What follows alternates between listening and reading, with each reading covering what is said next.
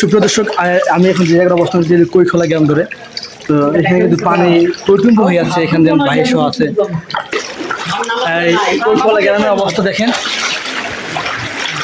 প্রচণ্ড পানি কিন্তু টইটুম্ব হয়ে যাচ্ছে। এখানে কিন্তু থাকার মতো কোনো ব্যবস্থা নাই। এখানে চারদিকে শুধু মানুষের আনাগোনা, তারা শুধু কোথায় থাকবে। তো দেখতে পাচ্ছেন যে এখানে কিন্তু যতটুকু পর্যন্ত সম্ভব আমরা মানে বাড়ি ঘর হাইটে হাইটা যে কোমর পানি ভাইঙ্গা আমার ভাইয়ের সাথে কিন্তু প্রতিটি বাড়িতে কিন্তু যত সম্ভব আমরা খাবার দাবার দিচ্ছি আর কি।